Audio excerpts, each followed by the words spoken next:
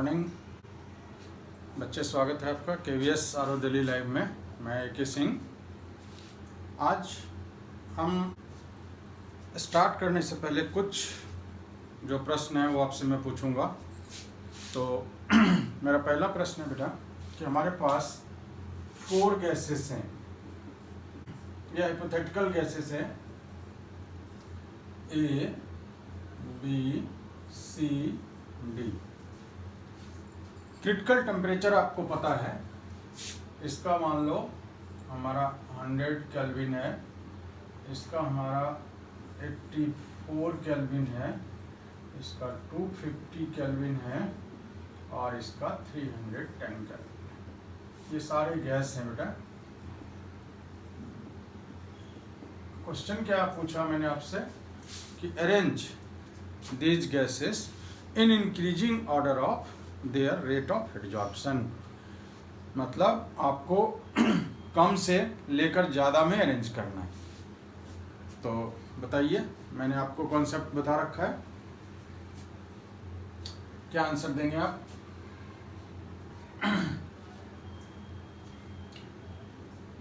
एक बार concept revise कर लीजिए कि the gases having high critical temperature means they have high intermolecular force of attraction, these are easily liquefiable, so these gases adsorb more। इसका मतलब सबसे ज़्यादा वो एड्जॉर्ब होगा जिसका क्रिटिकल टेम्परेचर सबसे ज़्यादा है।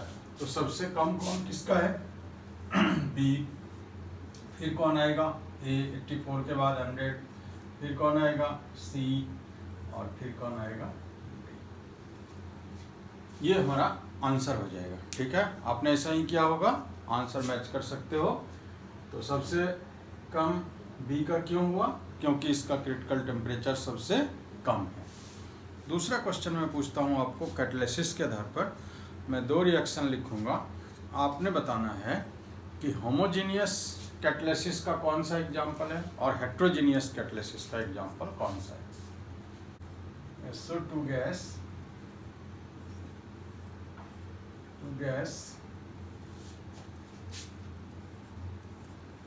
SO3 gas, NO gas. SO2 gas, O2 gas, divanadium pentoxide, SO3 gas. Homogeneous और हेट्रोजेनियस कैटालिसिस आपको बताना है।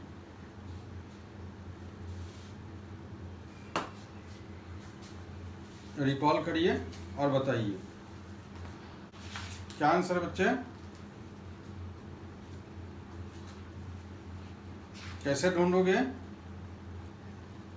रिकॉल करिए, क्या बताया था कि if the reactants and catalyst are in the same phase then it is said to be homogeneous, and if the catalyst are reactant in different phase it is called heterogeneous। तो देखिए यहाँ पर बेटा SO2 गैसियस स्टेट में है, दूसरा आपका जो रिएजेंट है O2 वो भी गैसियस स्टेट में है, और यहाँ पर NO नाइट्रिक ऑक्साइड जो लिया हुआ है ये भी गैसियस स्टेट में है। ये आपका कैटलिस्ट है। ठीक है, तो आप इसको किस कैटेगरी में रखेंगे? इसको आप रखोगे होमोजीनियस। और यहाँ पर देखो ये रिएक्टेंट आपका गैस में है, ये गैस में है, और ये डाइवेनेडियम पेंटाऑक्साइड ये किस स्टेट में है? सॉलिड स्टेट में है। तो ये क्या हो गया आपका? Heterogeneous catalysis. ठीक है, तो इस तरह से आपने देखा कि यदि हमारा रिएक्टेंट और कैटालिस्ट सेम फेज में हो तो होमोजीनियस, डिफरेंट में हो तो हेट्रोजीनियस। ठीक है, चलिए हम आगे स्टार्ट करते हैं।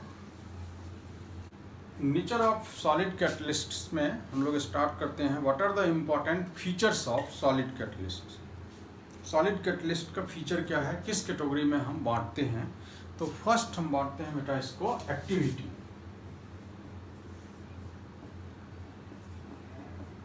Activity of a catalyst. What is activity of a catalyst? Activity of a catalyst depends upon the strength of chemisorption. Chemisorption समझ रहे हैं आप कि रिएक्टेंट और जो हमारा एडजॉर्बेट और एडजॉर्बेंट है इनके बीच जो एक्सटेंट ऑफ एडजॉर्प्शन है, और वो नेचर कैसा है, केमिकल बॉन्ड का नेचर है। तो extent of chemisorption to a large extent, लेकिन इतना भी ज़्यादा नहीं होना चाहिए कि वो इम्बोलाइज हो जाए और हमारा जो कैटलिस्ट है वो बाहर नहीं आए, क्योंकि कैटलिस्ट को रीजनरेट होना है, ये हर हमेशा याद रखिएगा। लेकिन स्ट्रेंथ पे डिपेंड करता है कि कौन कितना स्ट्रांगली आता है। हाइड्रोजनेशन जो कल हम लोग वर्ड यूज़ किए थे, कैटलिटिक हाइड्रोजनेशन, बेटा किसी भी इसमें आप हाइड्रोजन ऐड करेंगे, खास करके जो आपका ओलेफिन्स हैं या एल्काइंस हैं, उसमें वो अनसेचुरेटेड होता है तो हाइड्रोजन के प्रति अफिनिटी होता है। तो यदि आप हाइड्रोजन ऐड करते हैं, कल मैंने उसका आपको दिखाया भी था कि किस तरह से मेटल सरफेस हाइड्रोजन बॉन्ड बनता है और फिर वो हाइड्रोजन उसके साथ इंटरेक्ट करके और एल्केन बना देता है, तो वो कैटलिटिक हाइड्रोजनेशन है। तो जो हाइड्रोजनेशन का रेट है, catalytic activity increases as we go from group 5 metals to 11। जो ट्रांजिशन मेटल्स हैं 5 से लेकर के 11 में बढ़ता है, लेकिन इसकी जो एक्टिविटी होती है सबसे ज़्यादा कहाँ होती है, 7 to 9। जो ग्रुप है हमारा 7 to 9, उसमें बहुत ज़्यादा एक्टिविटीज़ होता है।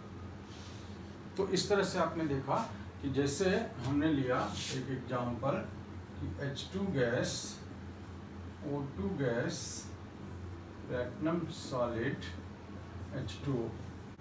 आप देख रहे हो कि ये एक्टिविटी को बता, कि मतलब इसका सिर्फ मतलब है कि ये रिएक्शन के रेट को बढ़ा देगा, तो उसके ऊपर मेटल के ऊपर जो यहाँ पर ये गैसेस हैं ये एब्जॉर्ब हो जाते हैं। तो इसका हम लोग मैकेनिज्म भी देखेंगे हेटेरोजेनियस कैटालिसिस का, तो उसमें हमको ये फीचर्स और पता चल जाएगी। नेक्स्ट है बेटा सेलेक्टिविटी।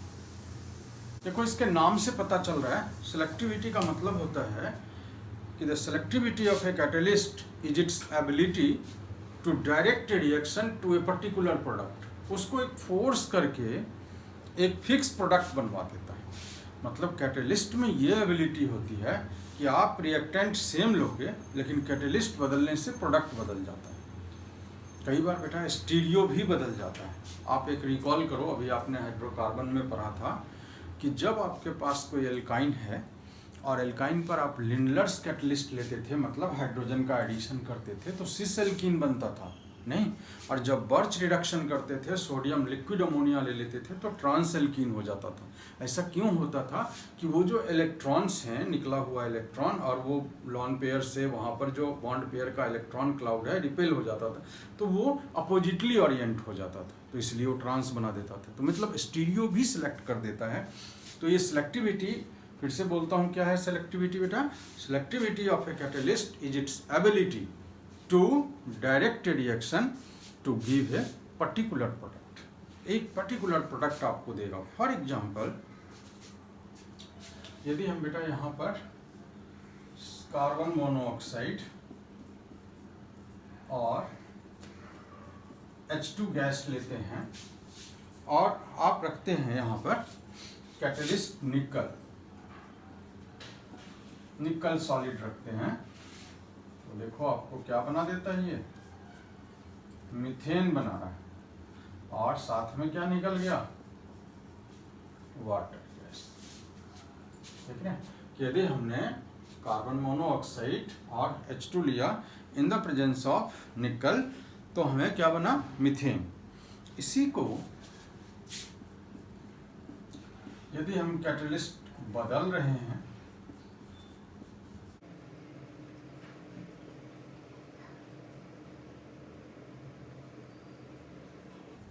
ये कैटलिस्ट ले रहे हैं, तो क्या बन रहा है, CH3OH।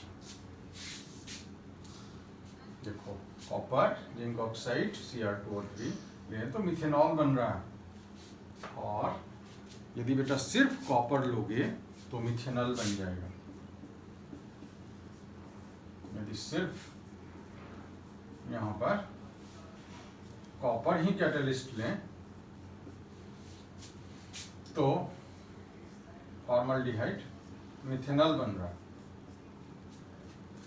तो देखो सेलेक्टिविटी क्यों इसका नाम पड़ गया सेलेक्टिविटी, कि आपके पास तो फिक्स ही रिएजेंट है कार्बन मोनोऑक्साइड और हाइड्रोजन, लेकिन प्रोडक्ट देखो निकल के आने से क्या हो रहा है, मीथेन बन रहा है।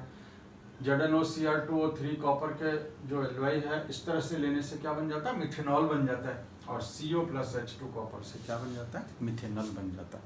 तो ये जो सिलेक्टिविटी है ये उस कैटलिस्ट की एक एबिलिटी है कि एक पर्टिकुलर डायरेक्शन में जाने की। ठीक है, नेक्स्ट हम लोग तो आपने देखा एक्टिविटी, सिलेक्टिविटी, अब देखते हैं सेल्फ सेलेक्टिविटी। क्यों इसका नाम सेल्फ, इसलिए इसका नाम पड़ा है कि आप देखोगे कि the catalytic reaction that depends upon the pore structures of reactants and products molecule is called shape selective catalysis।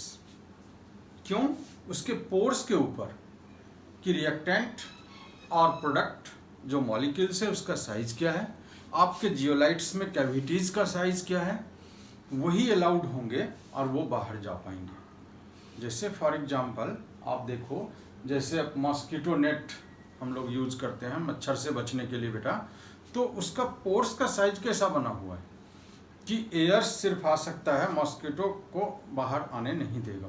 तो यदि आपका कोई मॉलिक्यूल उस पोर्स के साइज से ज़्यादा है तो वो अलाउड नहीं होगा।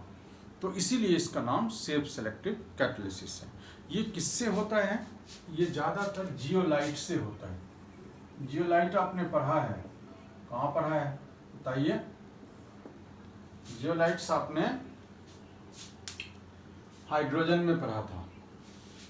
कब, जब आप हार्ड वाटर से क्या बना रहे थे, सॉफ्ट वाटर बना रहे थे, और आप सोडियम जियोलाइट लेकर के कैल्शियम और मैग्नीशियम को आयन एक्सचेंज करा रहे थे, नहीं तो आप हार्ड वाटर से सॉफ्ट वाटर बना रहे थे। तो जियोलाइट से आप परिचित हैं।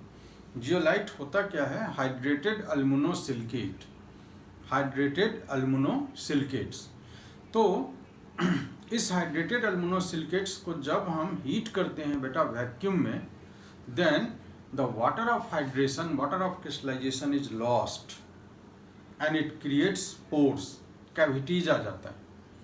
और इस कैविटीज का जो रेंज होता है, साइज ऑफ पोर्स, ये करीब करीब 260 पिकोमीटर से लेकर के 740 पिकोमीटर तक का रेंज होता है।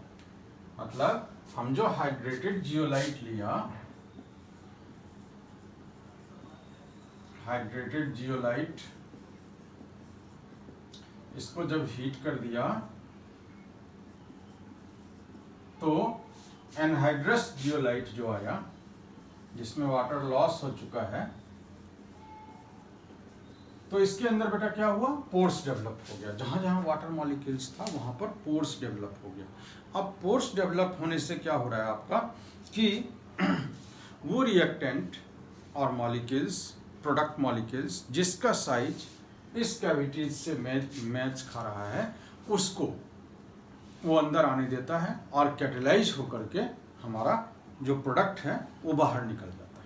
ठीक है, वो हमारा बाहर निकल जाता है। तो इसका मतलब जियोलाइट सेल्फ सेलेक्टिव कैटालिसिस है। और सेल्फ सेलेक्टिव कैटालिसिस कैसे, क्यों बोल रहे हैं उसको इसलिए बोल रहे हैं कि ये pores structures of reactant and product and size of cavities, इसीलिए हम उसको बोलते हैं बेटा सेल्फ सेलेक्टिव कैटालिसिस।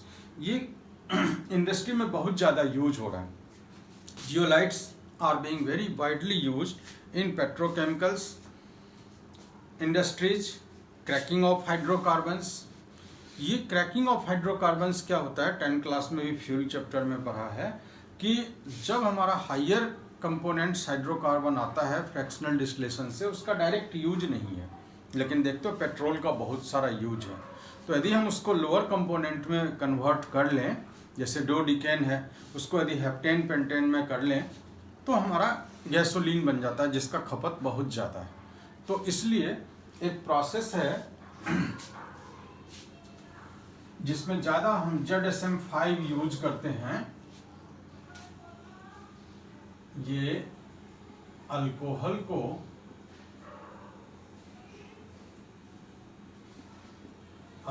को डायरेक्टली गैसोलीन में कन्वर्ट कर देता है by dehydrating them to give a mixture of hydrocarbon. आप जानते हैं कि अल्कोहल में जो वाटर निकल जाएगा तो क्या बचेगा, हाइड्रोकार्बन, है ना। So by dehydrating them to give a mixture of hydrocarbon, gasoline को हम पेट्रोल बोलते हैं, ठीक है।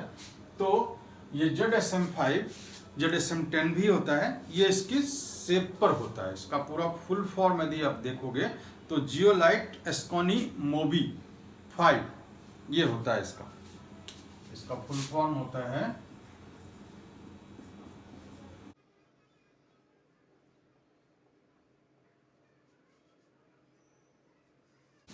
ये इसका फुल फॉर्म होता है। ZSM10 भी होता है बेटा।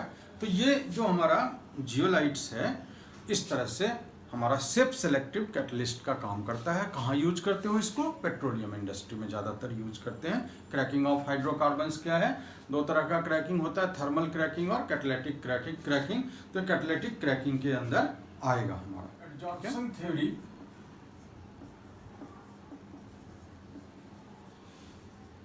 Of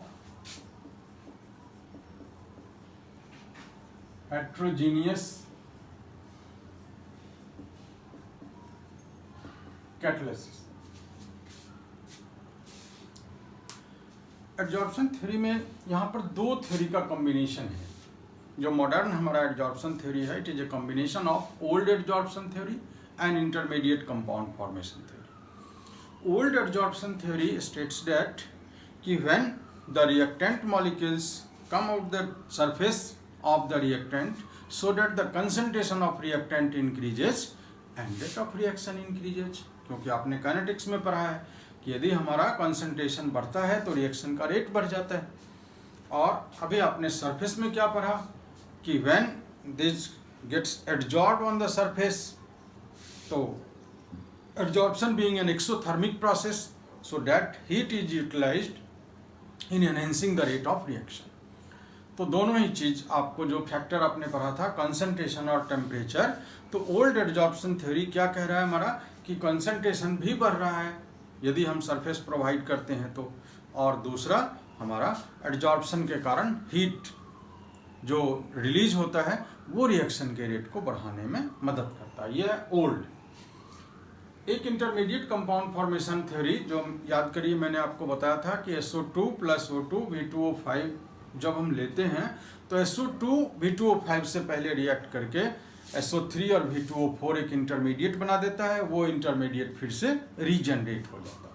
so actually this theory are the combination of this two, old adsorption theory and intermediate compound formation theory. So क्या क्या स्टेप्स होते हैं, तो इसमें देखेंगे the mechanism involves 5 steps।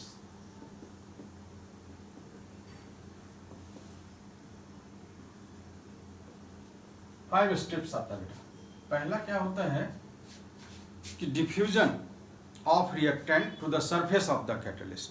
First है डिफ्यूजन। फिर इसको मैं एक डायग्राम से भी देखते हैं, पहले पॉइंट नोट कर लेते हैं। Diffusion of reactant on the catalyst surface. Catalyst के सरफेस पर आकर क्या होता है, डिफ्यूज होता है रिएक्टेंट। डिफ्यूजन के बाद क्या होगा, adsorption of reactant. Adsorption of reacting molecules. Adsorption के बाद बेटा क्या होगा, occurrence of chemical reactions.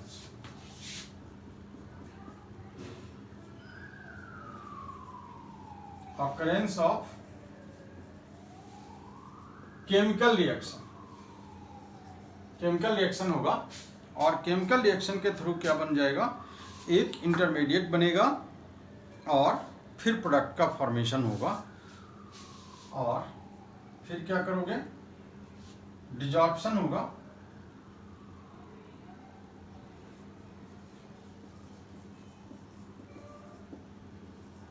Of product हटेगा वहां से, और फिर डिफ्यूजन हो जाएगा,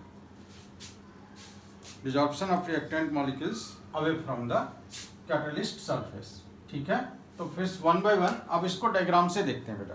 देखो फर्स्ट क्या है, diffusion of reactant on the catalyst surface, फिर क्या करें, एडजॉर्प्शन ऑफ रिएक्टिंग मॉलिक्यूल्स, फिर हमारा क्या होगा, इंटरमीडिएट फॉर्मेशन होगा, occurrence of chemical reactions and desorption of products. तो इसको मैं क्या उससे देखते हैं। जैसे ये बेटा एक कैटलिस्ट सरफेस यूज किया, ये देखो ये हमारा कैटलिस्ट का फ्री सरफेस है, ये देखिए, इस पे क्या हुआ कि आपके पास रिएक्टेंट है ये भी, ये यहां पर क्या हो रहा है, डिफ्यूजन आके डिफ्यूज हो रहा है, डिफ्यूजन होने के बाद ये सरफेस पर आया है,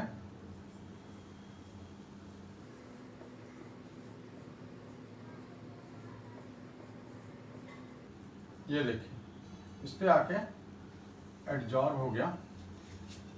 अब इसमें यदि केमिकल रिएक्शन फॉर्म होगा तो एक इंटरमीडिएट बनेगा, एडजॉर्प्शन ऑफ रिएक्टिंग मॉलिक्यूल्स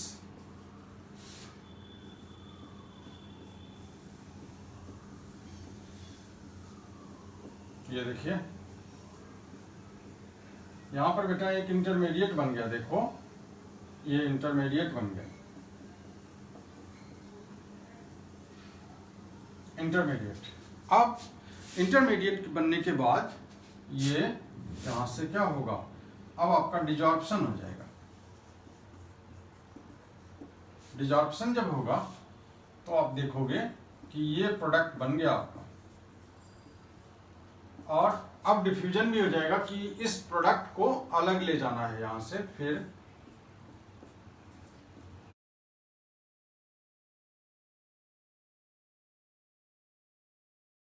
से कैटलिस्ट का सरफेस जनरेट हो गया। तो इस मैकेनिज्म से हमें यह समझने को मिल रहा है कि कैटलिस्ट हमारा कैसे रीजनरेट हो जाता है, रिएक्शन को हेल्प करके, और कैटलिस्ट हमारा रीजनरेट हो जाता है और स्मॉल अमाउंट भी हमारा खर्च नहीं होता। फिर से देख लेते हैं क्या क्या स्टेप्स हुआ बेटा।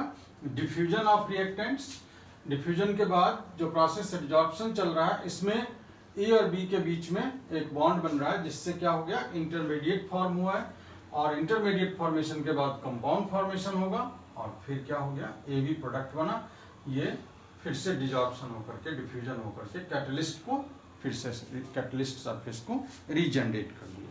तो ये हमारा कैटलिस्ट था और ये हमारा रिएक्टेंट।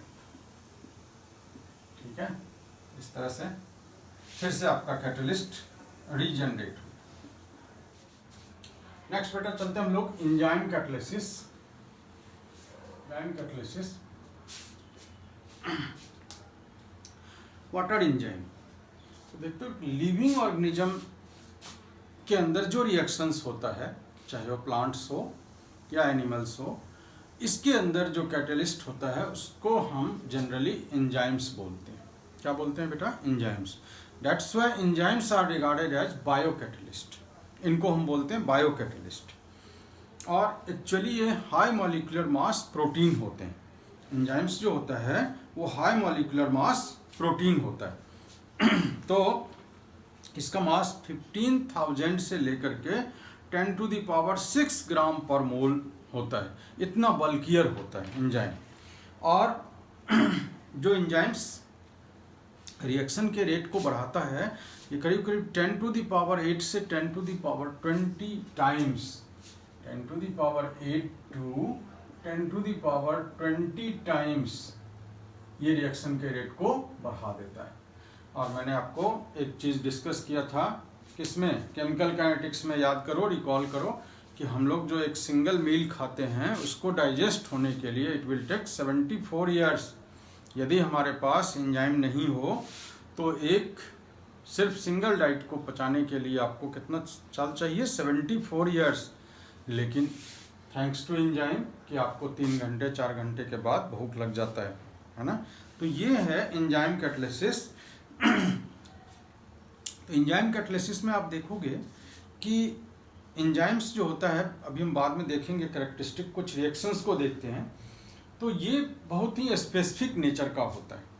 मतलब स्पेसिफिक नेचर होने का मतलब है कि ये एक कैटलिस्ट, जैसे आपने एक एंजाइम लिया, वो दूसरे सबस्ट्रेट को कैटलाइज नहीं कर पाता है, एक के लिए ही होता है। कुछ एग्जांपल्स देखते हैं। जैसे आप देखो केन शुगर, ये फ्रुक्टोज, इसको जो एंजाइम है इन्वर्टेज, इसके नाम में बेटा ये लास्ट में ASC लगाते हैं, तो ज़्यादातर इसके सबस्ट्रेट के नाम के ऊपर लगाते हैं। जैसे आप देखोगे माल्टेज, यूरेज, है ना। कई बार इसके फंक्शन पर भी लगाते हैं। जैसे एक एंजाइम है जो ऑक्सीडेशन रिडक्शन कर रहा है, तो ऑक्सीडो रिडक्टेज, है ना। जैसे इन्वर्टेज, ये इन्वर्जन करा रहा है, तो वर्क के ऊपर भी और सबस्ट्रेट के नाम के ऊपर भी इसका नाम रखते हैं। और लास्ट में बेटा क्या लगाते हैं? ये ASC, इन्वर्टेज, ठीक है ना। जैसे ये शुगर केन था आपका,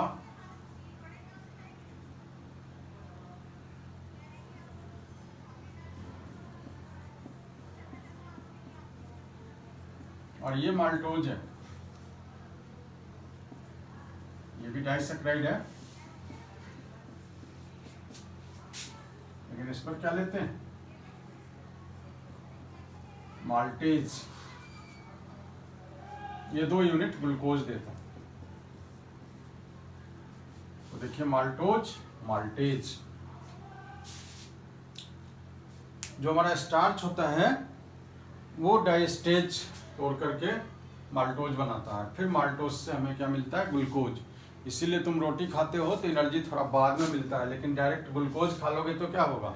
डायरेक्ट कंबस्टन स्टार्ट हो जाएगा और आपको एनर्जी मिलेगा। इसीलिए इसको बोलते हैं इंस्टेंट सोर्स ऑफ एनर्जी। लेकिन उसमें समय क्यों लग रहा है? कि हमने जो रोटी खाया वो पहले अब माल्टोज में ब्रेक होगा, फिर माल्टोज ग्लूकोज में ब्रेक होगा, फिर कंबस्टन स्टार्ट होगा और फिर आपको ये एनर्जी मिलेगा। एक और एग्जांपल देखते हैं बेटा। जैसे यूरिया,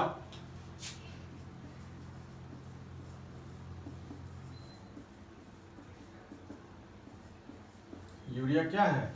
यूरिया एक फर्टिलाइजर है ना।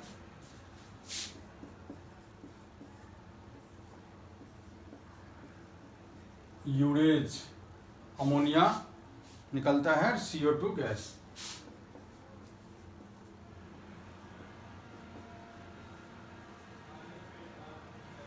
ये देखो, तो ये ब्रेक कौन कर रहा है? यूरिया कर रहा है। अब यहां पर एकदम देख रहे हो कि नाम में सबस्ट्रेट का नाम लगा देते हैं जनरली इस तरह से। यहां पर यदि हम लोग देखें इसका कैरेक्टरिस्टिक्स ऑफ एंजाइम कैटालिसिस, तो आप देखोगे बेटा, पहला पॉइंट ले रहे हैं, मोस्ट हाईली इफिशिएंट।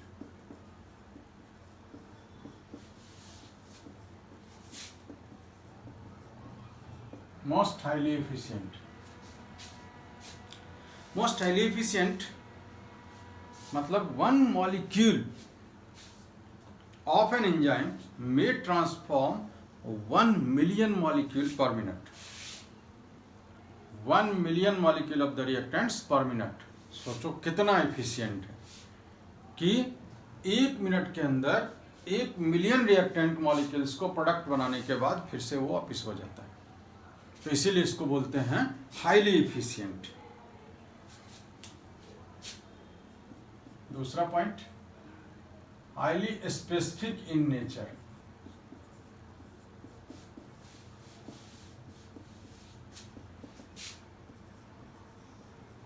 इसको कैसे समझोगे आप? जैसे बेटा आपके पास इथीन है, हाइड्रोजन लेते हो और प्लेटिनम लेते हो तब भी इथेन बन जाता है, प्लेडियम लेते हो तब भी इथेन बन जाता है, और निकल लेते हो तब भी इथेन बन जाता है। मतलब इतनी ज़्यादा वो स्पेसिफिक नहीं है कि प्लेटिनम मिलेगा तभी हम इथेन में कन्वर्ट होंगे, निकल मिलेगा तभी होंगे। लेकिन यूरिया को यदि अमोनिया बनाना है तो यूरेज ही लेंगे। यदि इन्वर्टेज आपने ले लिया, यदि जाइमेज आपने ले लिया, देयर इज नो यूज, वो उसके लिए कैटलिस्ट नहीं है बेटा।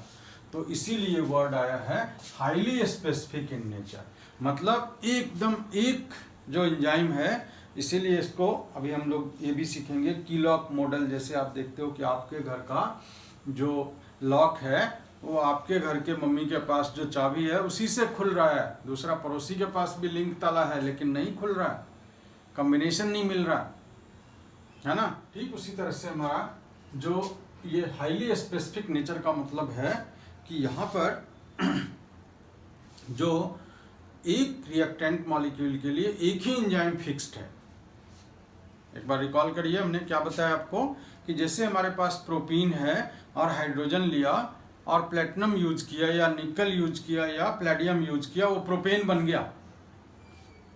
लेकिन हम अभी यदि हमारे पास यूरिया है तो यूरेज से ही करेगा।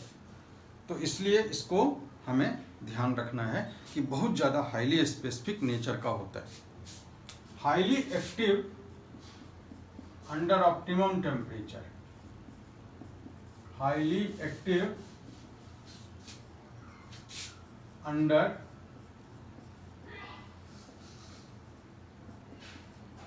Optimum temperature. ये क्या होता है बेटा? ऑप्टिमम टेम्परेचर, एंजाइम एक जो उनका टेम्परेचर रेंज है उस पर वो बहुत बेस्ट वर्क करता है, इसी को बोलते हैं हम ऑप्टिमम टेम्परेचर। तो ऑप्टिमम टेम्परेचर रेंज होता है 298 केल्विन से 310 केल्विन। सो इसके लिए बेस्ट सूटेड टेम्परेचर अपना ह्यूमन बॉडी टेम्परेचर है जो 310 केल्विन 37 डिग्री सेल्सियस होता है। ठीक है, तो ये ऑप्टिमम टेम्परेचर का रेंज है। आइदर साइड चाहे इसका कम हो जाए या इससे ज़्यादा हो जाए, either side of this temperature the enzymatic activity decreases, enzymatic activity decreases. अब देखो जैसे गर्मी आ रही है तो यदि आप घर में एसी और कूलर नहीं चलाओगे तो आप असहज महसूस करते हो, मतलब कंफर्टेबल नहीं महसूस करते हो। क्यों ऐसा होता है कि हमारे अंदर जो रिएक्शंस चल रहे हैं बेटा, सारे एंजाइमेटिक रिएक्शंस चल रहे हैं, सारा मेटाबॉलिक रिएक्शंस हो रहा है, तो वो रिएक्शन वही टेम्परेचर रेंज खोज रहा है जो उसको नहीं मिल रहा है। तो इसीलिए हमारा बॉडी हम मतलब अनकम्फर्ट महसूस करने लग जाते हैं। फिर इस तरह से एक्सट्रीम कोल्ड होता है तब भी हम अपने आप को प्रोटेक्ट करते हैं, है ना, कंबल के अंदर आ जाते हैं या स्वेटर पहनते हो। क्यों? इसीलिए कि जो हमारे बॉडी के अंदर बेटा एंजाइमेटिक रिएक्शंस चल रहे हैं उनके लिए ये टेम्परेचर बड़ा सुटेबल टेम्परेचर है।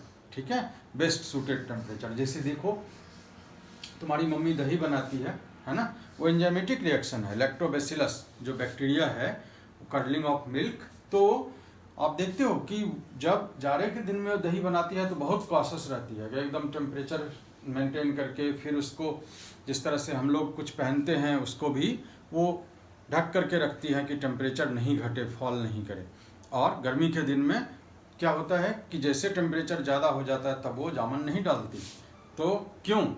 ये वही चीज़ है जो इतना वो भी समझती है कि एंजाइमेटिक रिएक्शंस इस टेम्परेचर पर ज़्यादा सूटेबल है। ठीक है, तो इस तरह से जो हमारा ऑप्टिमम टेम्परेचर है। Next, highly active under optimum pH. PH तो पता ही है आपको, pH power of hydrogen ion concentration, है ना। तो 0 से 7 तक एसिडिक जोन और 7 से 14 तक बेसिक जोन आपने पढ़ा है इक्विलिब्रियम में। Highly active under optimum pH, ये क्या कहता है कि the rate of an enzyme catalyzed reaction is maximum at a particular pH called optimum pH। जिस pH पर ये रिएक्शन बहुत फास्ट चलता है, एंजाइमेटिक एक्टिविटी बढ़ जाता है, उसको हम ऑप्टिमम pH कहते हैं। तो ज़्यादातर हमारा रेंज होता है 5 to 7। इसका मतलब बेसिक मीडियम में जो एंजाइमेटिक रिएक्शंस हैं वो कवर नहीं होता, मतलब अच्छा नहीं होगा, रेट इसमें अच्छा रहेगा, pH 5 to 7, ये इसका optimum pH। Next, increasing activity in the presence of coenzymes. Coenzymes जो नॉन प्रोटीन पार्ट होता है, विटामिन, तो यदि इनका प्रेजेंस बढ़ जाता है तो एंजाइम की एक्टिविटी बढ़ जाती है, ठीक है। तो एंजाइम की एक्टिविटी बढ़ने से हमारा जो रिएक्शंस है वो बहुत फास्ट हो जाता है। तो ये सब सारे हमारा, और इन्फ्लुएंस ऑफ इनहिबिटर और पॉइजन्स यहाँ भी हमारा रोल प्ले करता है, जिस तरह से जनरल कैटलिस्ट में प्ले करता है। So these are the features of enzyme catalysis. Next चलते हैं बेटा हम लोग colloids. So colloid is a heterogeneous system in which one substance is dispersed as a very fine particles in another substance called dispersion medium. Colloidal particle has enormous surface area per gram as a result of their small size. एक example से आपको बताते हैं कि कैसे surface area इतना ज़्यादा बढ़ जाता है कोलाइडियल पार्टिकल्स का, और वो इतना ज़्यादा इफेक्टिव हो जाता है। सपोज करिए बेटा, एक हमने क्यूब लिया,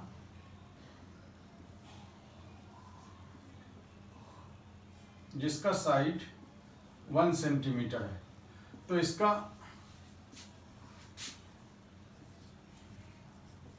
सरफेस एरिया कितना हो गया, 6 सेंटीमीटर स्क्वायर, 6 सेंटीमीटर स्क्वायर, ये इसका सरफेस एरिया हो गया। अब if it were divided equally into 10 to the power 12 cubes, यदि हम इतने क्यूब में इसको डिवाइड कर दिया, मतलब इसका डिवीजन स्टार्ट किया, ऐसे ऐसे करके डिवीजन स्टार्ट किया, ठीक है, इसका डिवीजन स्टार्ट किया।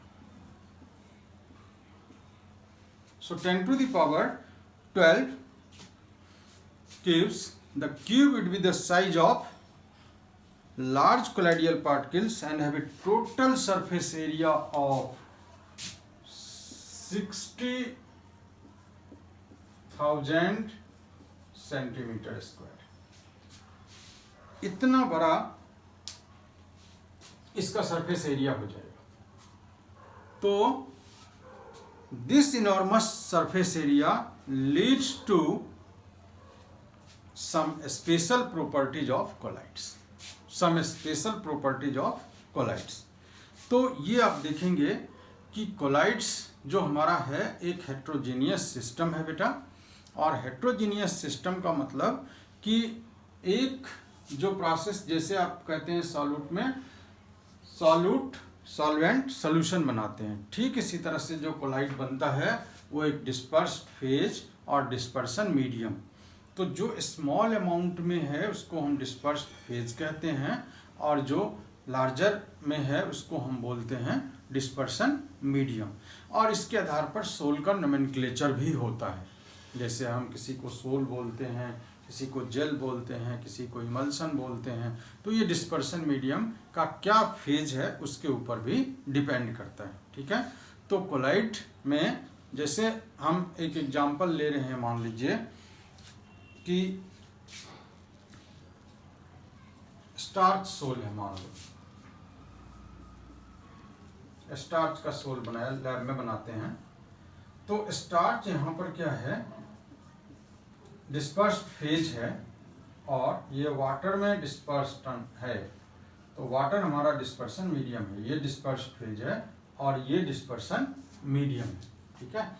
तो इस तरह से हम बोलते हैं इसको स्टार्च सोल, ठीक है।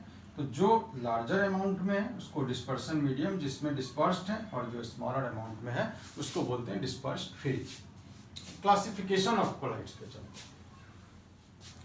फर्स्ट क्लासिफिकेशन है based on physical state of dispersed phase and dispersion medium. Physical state of dispersed phase and dispersion medium. So first classification है physical state of dispersed phase and dispersion medium. इसके आधार पर हम soul को classify भी करते हैं type of colloids में। देखिए फर्स्ट डिस्पर्स्ड फेज सॉलिड है, डिस्पर्सन मीडियम भी सॉलिड है, तो इस सोल का नाम क्या बोलते हैं? Solid sol. जैसे इसमें some coloured glass, gem stone इसके एग्जाम्पल्स हैं। मतलब डिस्पर्स्ड फेज और dispersion medium both are in solid state, then it is called solid sol. So some coloured glass and gem stone. यदि डिस्पर्स्ड फेज सॉलिड है, dispersion medium liquid है, इसको सिर्फ बोलते हैं सोल। और पेंट्स के अंदर सेल फ्लूइड्स, ये भी हमारा इसका एग्जाम्पल है। यदि लिक्विड और गैस, गैस जैसे ही डिस्पर्सन मीडियम होगा, नाम इसका क्या बोलेंगे? Aerosol, and it is aerosol. जैसे स्मोक और डस्ट। अब इसमें किस तरह का क्वेश्चन आपसे पूछ लेगा कि बताइए स्मोक के अंदर डिस्पर्स फेज क्या है, डिस्पर्सन मीडियम क्या है? तो हाफ हाफ मार्क्स के दो कंपोनेंट हैं, दोनों पूछे जाएंगे। तो स्मोक में क्या बोलोगे आप कि अनबर्न्ड कार्बन पार्टिकल क्या हो गया? Disperse phase. और एयर क्या हो गया? Dispersion medium. तो आप इस तरह से इसका जवाब दे सकते हैं। Liquid solid, liquid dispersed phase है, सॉलिड डिस्पर्सन मीडियम है। और क्या है यहाँ पर? जेल। देखिए टाइप ऑफ कोलाइड्स में क्या बोलते हैं? जेल। चीज को, बटर को, जैसे आप टूथपेस्ट करते हो, क्या है? जेल ही तो है। लिक्विड, लिक्विड मतलब डिस्पर्स्ड फेज भी और डिस्पर्सन मीडियम। यदि लिक्विड में है तो इसका नाम इमल्सन होता है। So emulsion is a heterogeneous system in which liquid heterogeneous system, मतलब दोनों ही लिक्विड है। मिल्क, एयर, क्रीम, ये इमल्सन है। लिक्विड और gas, liquid dispersed phase, gas dispersion medium, तो हम बोलते हैं एरोसोल। इसमें फॉग, मिस्ट, क्लाउड, ये इसका एग्जाम्पल्स होगा। ठीक है। Gas solid, gas dispersed phase, solid dispersion medium, तो इसको फिर बोलते हैं सॉलिड सोल। जैसे प्यूमिस स्टोन, फोम रबर, ये इसका एग्जाम्पल्स आएंगे। और गैस लिक्विड, इसको बोलते हैं बेटा foam. Gas dispersed phase, liquid dispersion medium बोलते हैं फोम। फ्रोथ, झाग जो है, और सोप लेदर, तो ये इसका एग्जाम्पल्स होता है। मतलब इसके बेसिस पर हम इस सोल को क्लासिफाई करते हैं, on the basis of dispersed phase and dispersion medium. तो कौन सा स्टेट? इसका फिजिकल स्टेट। ठीक है। इसके आधार पर यदि डिस्पर्सन मीडियम बेटा वाटर होता है तो इसको हाइड्रोसोल और एक्वासोल कहते हैं। यदि डिस्पर्सन मीडियम हमारा वाटर हो तो हाइड्रोसोल और एक्वासोल कहते हैं। यदि बेंजीन हो तो बेंजीन। नेक्स्ट क्लासिफिकेशन है बेटा nature of interaction between dispersed phase and dispersion medium. इसमें हम लोग देखते हैं दो तरह का कोलाइड्स होता है, लायोफिलिक एंड लायोफोबिक कोलाइड्स। लेकिन इसके बारे में हम लोग नेक्स्ट क्लास में डिटेल्स में चर्चा करेंगे। ठीक है। और अब आप अपने डिस्क्रिप्शन बॉक्स में असाइनमेंट देखेंगे बेटा, असाइनमेंट को करेंगे। और जैसे ही क्लास बिगनिंग होगी मैं आपसे 3-4 क्वेश्चंस पूछूंगा, उसके लिए भी आपको तैयार रहना है। ठीक है। Okay, thank you.